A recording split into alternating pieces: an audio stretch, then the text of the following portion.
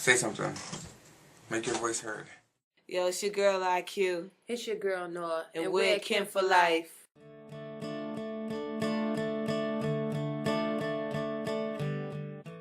There's a lot of things that they can do to challenge bullying.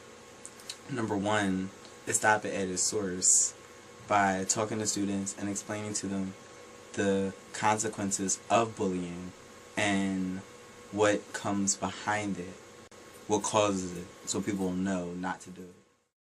What I would like to say to teachers, adults, and administrators and those in positions of power within the school system to help stop bullying is just to be proactive. If you see something, say something. Interfere. Speak up. Don't be silent. You guys count. You guys count a lot more than you think. Everybody remembers their favorite teacher. Try to be that guy or girl. To teachers, I would say that creating ground rules at the beginning of your school year and going over them as often as you need to, even if that's every day. When you create ground rules and really stick to them, I think that's just an important way of building classroom atmosphere. To administrators, what I would say is you really need to support the teachers that are making those efforts. Support them by publicly in the school community congratulating them, by pointing out the work that they're doing, by backing them up if they ever have issues. One of the hardest things, I think, as a teacher is trying to create that atmosphere and then feeling like you're the only one doing it. And for students in those environments, if they know that there's no real consequence, then there's, it's very hard to take seriously that a safe zone really is a safe classroom or space or school. I would say come up with zero tolerance policies and enforce those policies, because essentially you're working for the kids, so technically they're your kids. So I think a zero tolerance policy being enforced is something that they need to do. My personal opinion, I believe we should talk more about the students and get their perspective on bullying so we can fully understand and then address it instead of just let it be an ongoing thing within the schools and be ignoring it, because these kids are not only getting physically damaged, but they're also getting psychologically damaged, and they have issues that they carry on later on in life. It's not over. You don't have to pull that gun out the holster. You don't have to pop them pills in excess. And you don't have to wish your life turn to death. Yo, I got you, stop you with everything in me. I'm not preaching, need you to stand with me. Been where you been, stood in your shoes. Tears burn my cheek from the words that they spew. It gets better, or weather has clouds and storms, tsunamis. Probably feel 10. I remember one time I had to be about 13, and I was being bullied by a girl who was older than everyone else, bigger than everyone else, and she had really no business being in our grade. But she tried to make my life a living hell. She approached me in the locker room, put her arms around my throat, and tried to pull me down on the ground and embarrass me in front of the whole locker room. Wow. And my first reaction was to say, okay, do I fight her and get kicked out of school, or do I just ignore her? And I was kind of torn, so I just didn't do anything, and I just was kind of like, all right, let me just chill. So I told one of my friends, and she wound up sticking up for me, thankfully, but I didn't really feel safe going to teachers or anybody about it because I didn't think that they would do anything. I have many experiences with bullying, seeing as I'm the only gay youth in my school. It is every day I get picked on, or every time somebody feels the need to say no homo, I get no offense, color, no homo. And that's a little unnecessary, because if you don't mean to address me in that situation, don't say no offense, color, no homo. I was a quiet kid in school, so of course I got picked on a lot all throughout school, middle school, high school. Kids just picking on me, picking fights, all that bad stuff, so yeah. So my personal experiences with bullying are mostly from the position of being a teacher, and luckily my experiences are pretty few, I think primarily because I do really insist on ground rules and a safe space in whatever place that I'm teaching. And there's a difference between like what is like teasing or fun or what we call shade, and what is honestly bullying. And I think that if you are in a position as a teacher where you're able to gain the trust of your students, you can tell pretty quickly what the difference is. I was in elementary school. It was 5th grade. I learned that when you go and you have a bully, that it's better for you to tell a teacher, tell a parent, tell a friend, or a counselor, someone that you can talk to about it, instead of bullying yourself or pressuring yourself to want to fight this person.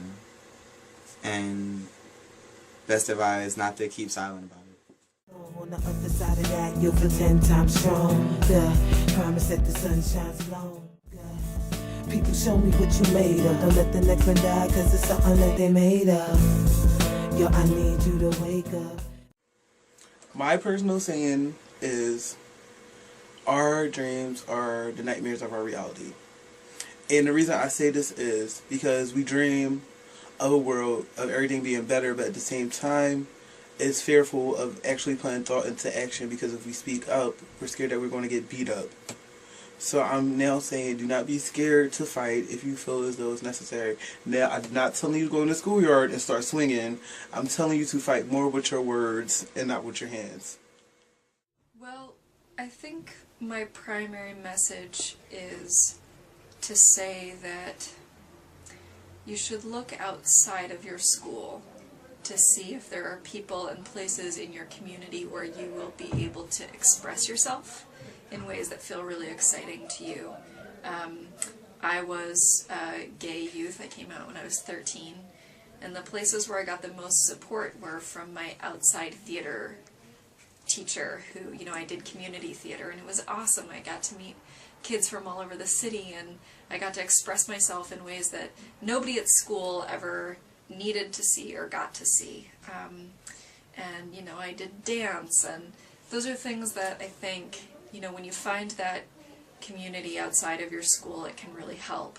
And if you're in a place where that's not possible, and, you know, your school is the access point where your time and attention needs to be, then I would say don't be afraid to speak up to the adults who you think you can trust, because 9 times out of 10, you know, adults are waiting for you to speak up so that they can have your back, but they don't want to push you. So just talk to someone and let them know what's going on with you, because, you know, as adults we really do care and we want to be there for you, and whatever we can do, we will try and do.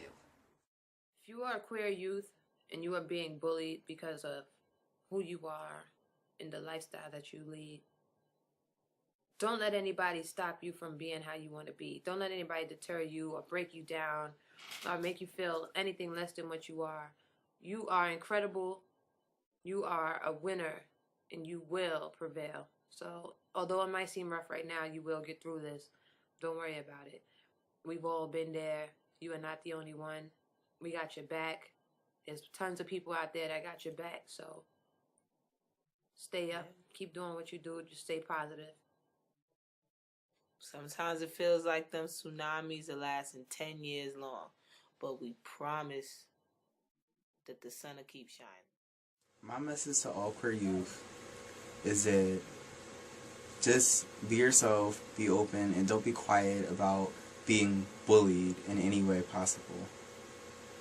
Tell a teacher, a parent, even tell a friend, or whoever you need to tell, so that you can get the help that you need. Yeah, don't tolerate it. Don't sit there and let it happen to you. Say something. Make your voice heard. In the paper. I'm a lone ranger. I feel all alone. I feel like a stranger. I'm riding on this road. I'm a lone ranger. As artists, Kim for Life, we try to speak up and speak out through our music, you know, hence how the track Lone Ranger came into being. So hopefully, like, through the power of music and song and lyrics, that people will have an open ear to hear the struggle what the LGBT youth are going through, and just youth in general who are subject to bullying. It's not just one section of the population that's going through it. More than 1/3 of LGBT youth report having made a suicide attempt. Nearly half of young transgender people have seriously thought about taking their lives, and 1/4 report having made a suicide attempt. Almost all transgendered students have been verbally harassed, called names, or threatened in the past year at school because of their sexual orientation and gender expression. Sexual minority youth or teens that identify themselves as gay, lesbian, or bisexual are bullied 2 to 3 times more than heterosexuals. It is estimated that between 20 and 40% of all homeless youth identify as lesbian, gay, bisexual, and or transgendered. Suicide is a permanent solution to a temporary problem. Don't be a statistic.